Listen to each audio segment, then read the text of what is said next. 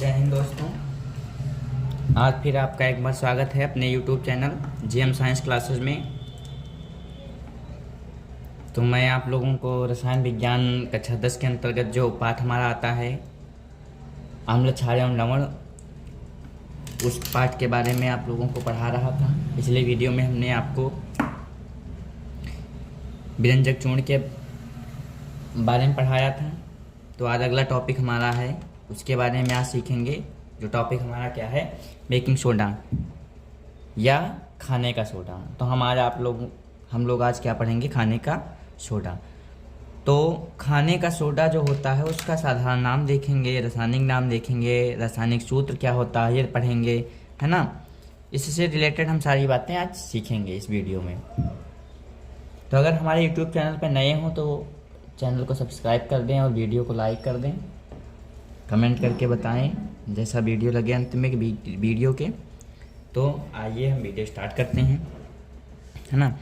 तो साधारण नाम इसका क्या होता है, साधारण नाम जो बेकिंग सोडा होता है उसका साधारण नाम यानी कि बेकिंग सोडा ही होता है, या इसको हम खाने का सोडा का गाँव में क्या कहते हैं लोग, खावा सोडा या खाने के सोडे के नाम से जानते हैं। इसका रासायनिक नाम क्या होता है, तो रासायनिक नाम इसका होता है, देखिए यहाँ पर रासायनिक सूत्र लिखा है, रासायनिक सूत्र से इसका रासायनिक नाम निकालते हैं। Na यानी कि सोडियम, H लग गया तो बाई भी कह सकते हैं, तो सोडियम, और H लगा तो बाई, CO3 कार्बोनेट तो होता ही है। तो ये क्या हो जाता है, इसका रासायनिक नाम क्या है, सोडियम बाई कार्बोनेट। या इसका दूसरा नाम भी होता है, H को हम हाइड्रोजन ही कहते हैं, सोडियम हाइड्रोजन कार्बोनेट है। तो ये इसका क्या है, बेकिंग सोडा का यह रासायनिक नाम था। अब रासायनिक सूत्र क्या होता है, तो NaHCO3, जो याद करना बहुत ही इंपॉर्टेंट है। ये टॉपिक भी आप लोगों के लिए बोर्ड एग्जाम के ओरिएंटेड बहुत ही इंपॉर्टेंट है, मोस्ट इंपॉर्टेंट कह सकते हैं ना। और इससे रिलेटेड जो आपकी रिएक्शंस होंगी, अभिक्रियाएं होंगी, वो भी आपके बोर्ड में पूछी जाती हैं 1-2 नंबर में, है ना। तो वीडियो बहुत ही कंसंट्रेट होकर देखें, ध्यान से पढ़ें और साथ में नोट्स ज़रूर बनाते रहें, है ना। पिछले वीडियो जितने मैंने पढ़ा दिए हैं वो भी आप लोग यूट्यूब पर हमारे चैनल पर विजिट करके देख लें और नोट्स ज़रूर बनाते रहें, ताकि आप लोगों को पूर्ण लाभ मिले हमारे वीडियो के। तो अब हम लोग इसकी जो जनरल स्टडी थी, सामान्य अध्ययन जो है वो हम कर चुके हैं कि साधारण नाम इसका क्या होता है, रासायनिक नाम क्या होता है, रासायनिक सूत्र क्या होता है, ये चीज़ तो हमने जान ली। अब इसे प्राप्त कैसे करते हैं, यानी कि इसको बनाते कैसे हैं। तो बनाने की विधियाँ यानी कि बनाने की विधि हम देखेंगे कि इसे हम बनाते कैसे हैं। तो बनाने की विधि क्या है, प्रथम विधि इसकी क्या है, NaCl। NaCl क्या होता है, हमारा लवण होता है, नमक जिसे सोडियम क्लोराइड कहते हैं। तो सोडियम क्लोराइड के तो क्या है, NaCl यानी कि सोडियम क्लोराइड के ठंडे जलीय विलयन में, यानी कि जो सोडियम क्लोराइड होता है उसको ठंडा कर देते हैं, उसका जलीय विलयन बना लेते हैं, उसमें NH3। तो क्या NaCl यानी कि NaCl क्या होता है, जो लवण होता है उसके जलीय विलयन, ठंडे जलीय विलयन, यानी NaCl को जल में घोल लेंगे, उसकी क्रिया NH3 क्या होती है, अमोनिया। क्या होती है, अमोनिया। सूत्र जरूर लिखकर याद करते रहें आप लोग। तो जो ये होता है सोडियम बाइकार्बोनेट, वो क्या होता है, कैसे बनता है, ये NaCl यानी कि जो नमक होता है उसको जल में घोल लेते हैं, तो उसका जलीय विलयन अमोनिया के साथ तथा CO2, जलीय विलयन में अमोनिया तथा CO2 प्रवाहित करते हैं। तो प्रवाहित करने पर सोडियम बाइकार्बोनेट का निर्माण होता है। तो क्या होता है, आइए रिएक्शन के थ्रू हम देख लेते हैं। तो ये दी गई हमारी अभिक्रिया, रिएक्शन दी गई NaCl, सोडियम क्लोराइड साधारण नमक जो है, NH3 अमोनिया, और जल क्यों है, क्योंकि इसका जलीय विलयन ले रहे थे, है ना। तो ये इसे क्या है, जल में घोल लेंगे और CO2 इसमें प्रवाहित करेंगे, CO2 गैस प्रवाहित करेंगे, तब फाइनली हमें क्या मिल जाएगा, NaHCO3। क्यों, NaHCO3 हम बना ही रहे थे तो हमें सोडियम बाइकार्बोनेट हमें प्राप्त हो जाएगा, और प्लस हमें क्या प्राप्त होगा, अमोनियम क्लोराइड, जो कि इसे क्या कहते हैं, अमोनियम क्लोराइड। रासायनिक नाम इसका है और सामान्य नाम इसका क्या है, नौसादर। क्या है, नौसादर। ठीक, तो अब देख लेते हैं ये रिएक्शंस जो हमारी है, क्रिया है, वो संतुलित है या नहीं है। तो यहाँ देख लेते हैं Na कितनी है, तो 1, यहाँ भी Na 1 है, Cl कितने हैं, 1, Cl यहाँ कितने, 1, नाइट्रोजन यहाँ कितना है, 1, यहाँ नाइट्रोजन कितना, 1, हाइड्रोजन कितने हैं यहाँ, 3 और 2 5, तो 4 यहाँ पर और 1 ये 5। फिर ऑक्सीजन देखते कितने हैं, 1 और 2 3, तो 3 ऑक्सीजन हो गए, कार्बन कितना 1। तो हमारी ये अभिक्रिया क्या संतुलित है, इसका मतलब अभिक्रिया हमारी सही भी है। ये प्रथम विधि हो गई सोडियम बाइकार्बोनेट को बनाने की। अगली दूसरी विधि भी एक है इसकी, आप जब आपके एग्ज़ाम में पूछा जाए तो आप इन दोनों में से किसी को भी लिख सकते हैं, जो आपको आसान लगे वही आप कंप्लीट करिए और लिखिए, है ना। अगली विधि क्या है कि सोडियम बाइकार्बोनेट है वो सोडियम कार्बोनेट यानी कि Na2CO3 के संतृप्त विलयन में CO2 गैस प्रवाहित करके खाने का सोडा बनाया जाता है। यानी कि क्या होता है, जो Na2CO3 है तो Na2CO3 के संतृप्त विलयन ले लेंगे, उसमें कार्बन डाइऑक्साइड गैस प्रवाहित कर दें और हमें क्या मिल जाएगा, NaHCO3 मिल जाएगा। तो ये हमने Na2CO3 यानी कि Na2CO3 को हम लोग क्या कहते हैं, सोडियम कार्बोनेट, जिसे धावन सोडे के नाम से भी जानते हैं, जो हम अगले वीडियो में आप लोगों को ज़रूर पढ़ाएंगे इसके बारे में कि सोडियम कार्बोनेट जो है वो क्या है। तो सोडियम कार्बोनेट प्लस उसमें क्या मिला लेंगे, H2O जल ले लेंगे और उसमें CO2 गैस प्रवाहित करेंगे, कार्बन डाइऑक्साइड गैस देंगे उसको, और फाइनली बन क्या जाएगा हमारा सोडियम बाइकार्बोनेट। ये आपका सोडियम बाइकार्बोनेट उत्पाद बन जाएगा, बाइकार्बोनेट, है ना। तो ये आपके सोडियम बाइकार्बोनेट को बनाने की विधियाँ थी। अब हम इसके रासायनिक गुण के बारे में, भौतिक गुणों के बारे में, यानी कि फाइनली हमें सीधे सीधे कह दें कि अब सोडियम बाइकार्बोनेट के हम गुणों के बारे में अध्ययन करेंगे। तो अब लोग बेकिंग सोडा के गुण पढ़ेंगे। बेकिंग सोडा यानी कि सोडियम बाइकार्बोनेट के गुण पढ़ेंगे। तो सोडियम बाइकार्बोनेट जो होता है उसके गुण के बारे में अध्ययन करेंगे, यानी कि वो कैसे व्यवहार करते हैं, किस तरह के दिखते हैं, वो किसी चीज़ के साथ कैसे अभिक्रिया करते हैं, यही सारी चीज़ें क्या होती हैं, गुण होते हैं। तो नंबर 1 क्या है, फर्स्ट पॉइंट, यह सफ़ेद क्रिस्टलीय पदार्थ है। सफ़ेद रंग का होता है यह, क्रिस्टलीय मतलब ठोस होता है, जो जल में अल्प विलेय होता है। जल में अल्प विलेय होने का मतलब क्या होता है, थोड़ा आंशिक हल्का सा ये क्या होता है, जल में घुल जाता है। दूसरा पॉइंट क्या है, इसका जलीय विलयन क्षारीय होता है। क्यों क्षारीय क्यों होता है, क्योंकि यह जल में क्या दे रहा होगा, OH- आयन दे रहा होगा, इसलिए ये क्या है, इसका जलीय विलयन जो है वो क्षारीय होता है तथा लाल लिटमस पेपर को नीला कर देता है।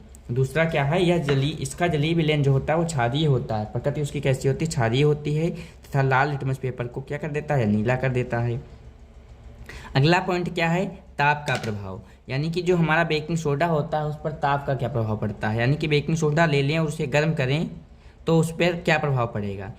तो दिया गया है कि यह 100 डिग्री सेंटीग्रेड पर गर्म करने पर सोडियम कार्बोनेट, कार्बन डाइऑक्साइड तथा जल देता है। तो यानी कि कौन सोडियम बाइकार्बोनेट यानी कि NaHCO3, सोडियम बाइकार्बोनेट जो है वो जब क्या किया जाता है, लगभग 100 डिग्री सेंटीग्रेड तक गर्म किया जाता है तो क्या देता है हमें, सोडियम कार्बोनेट यानी कि Na2CO3 sodium carbonate plus CO2 carbon dioxide plus H2O यानी कि जल देता है।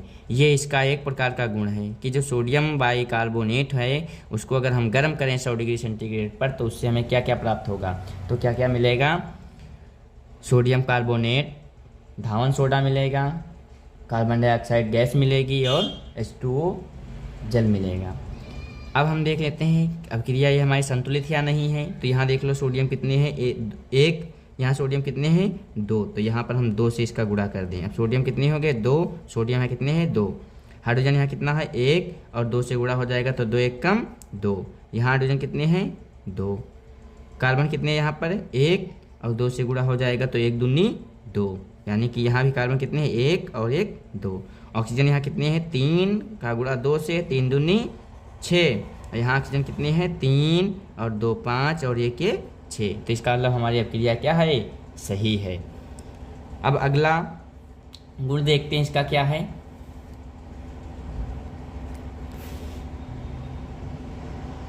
तो अम्लों से क्रिया है ना, इसका अगला गुण क्या है कि जो सोडियम बाइकार्बोनेट है यानी कि खाने का सोडा है उसकी जो हम अम्ल से क्रिया करें तो क्या होता है।